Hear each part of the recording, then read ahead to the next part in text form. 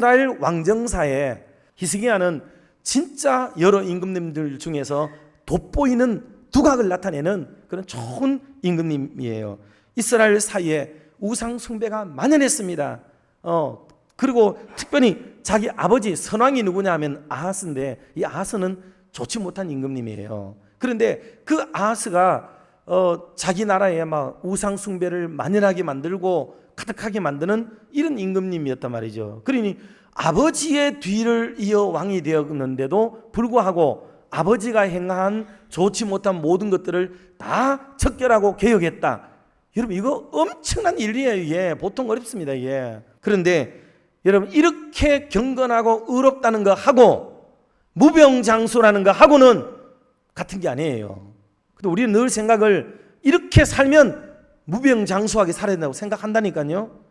이런 맥락이 있다고요, 우리에게는. 그런데 그렇지 않다 하는 것을 강조를 한 번 더 드리고 싶어요. 여러분, 그래서 이렇게 선하고 귀하고 멋지게 살았으면 하나님이 이런 임금이 오랫동안 왕 노릇하게 만들고 장수하게 만들고 막 복에 복을 주시고 막 놀라운 은혜를 막 부어주셔야 될 것 아니겠냐고요. 그런데 지금 오늘 첫 번째 대지에서 말씀드리고 싶은 게 그거예요. 이게 인생을 정리하라.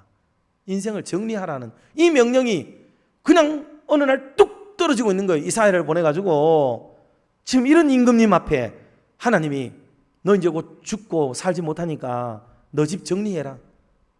여러분, 이게 무슨 청천벽력 같은 소리겠어요. 이런 얘기를 하고 있다 이 말입니다.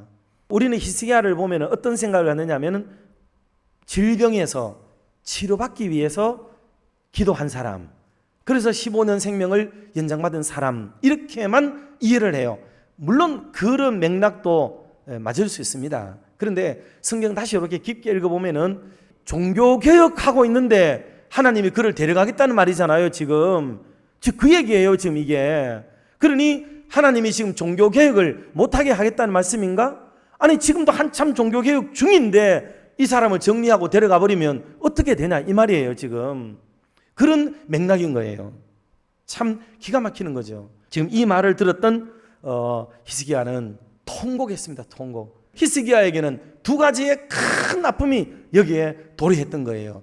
자기 병 때문에, 내가 일찍 죽기 때문에 눈물을 흘렸다. 여러분, 이거는 그 임군에 대한 마음이라고 볼 수는 없어요. 그는 종교개혁 단행이 멈춰지는 게 너무 슬프고 애달받고, 또 하나는 이 일을 뒤이어서 해줄 사람이 없다는 게 그에게 큰 아픔이었고 문제였던 거죠. 그래서 그는 통곡하면서 가슴을 치고 아파하고 힘들어했다 하는 것임을 우리가 분명히 알 수가 있는 부분이 되겠습니다.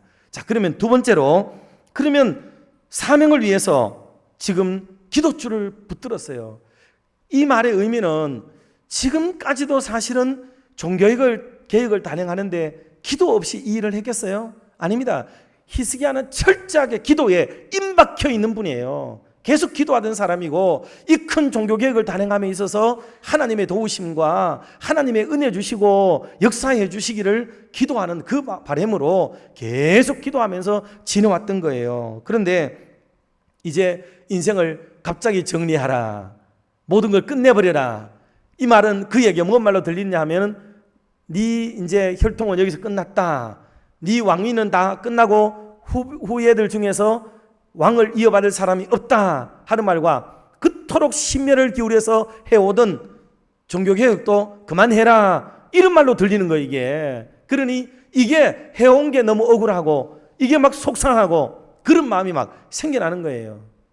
자, 그런 면에서 히스기야는 기도줄을 잡은 거죠. 기도줄을 놓지 않고 있는 거예요.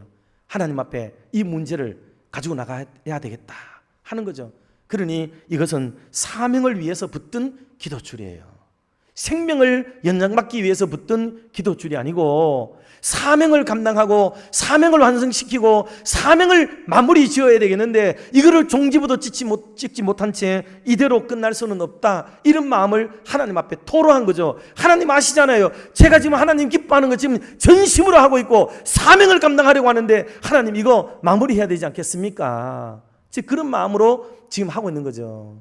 그러니 그는 집을 정리하라는 말씀보다는 자기의 마음의 평정심을 유지하고 마음을 정리했죠. 자, 그래서 사명을 놓고 성도 여러분들, 저와 여러분들도 좀 환난이 오거나 힘겨움이 오거나 어려움이 올 때에 무조건 막 사명부터 내팽개치는 그런 사람들 좀 되지 말고, 사명이라고 하는 것은 좀 우리에게 곤란과 또 시련이 어려움이 오더라도 다른 거는 좀 놓더라도 이 사명을 놓아서는 안 된다 하는 이 마음을 한번 우리가 배우셔서 쉽게 하나님이 주시고 맡기신 직분, 직책 막 이런 것들을 내동댕이 치려고 하는 이런 마음들을 좀 걷어들이시고, 여러분 그것 때문에 히스기야가 생명을 15년을 더 연장받은 거예요. 그 일을 하게 하려면, 그 사명을 감당하게 하려면 해야 되는 거예요.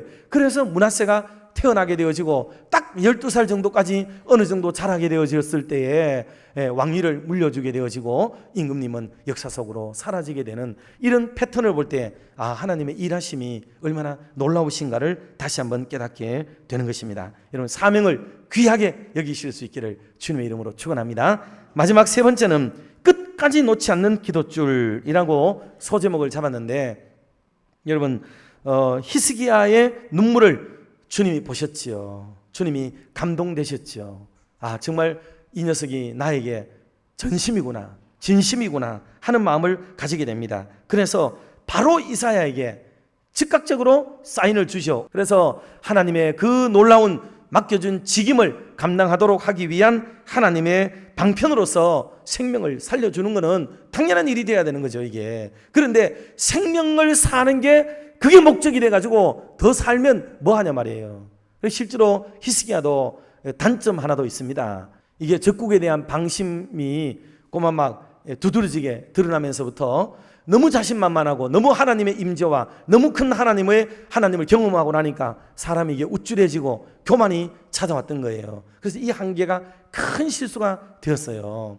그래서 아까 말씀드린 모든 것들은 참 적절하게 종교개혁도 이루어지고 왕위도 아름답게 선의가 되어지고, 그리고 이스라엘의 유다 왕국이 이어지게 만드는 이런 것들은 아주 혁혁한 공으로 볼 수 있겠으나, 잠시 또 바빌론의 포로로 잡혀가 버리게 되는 아픔의 역사를 이룩하게 되고, 임금이 되어야 될 이 왕족의 후예들이 내시가 되는 환관이 되어져 버리는 이런 안타까운 현상까지 오게 되었다는 이런 비참한 결과를 맞이하게 되는 것은 그의 잘못된 교만 때문이었다 하는 거죠. 자, 19절도 같이 한번 압도하겠습니다. 그럼에도 불구하고 히스기야가 뭐라고 고백을 하는지 한번 들어봐야 되겠습니다.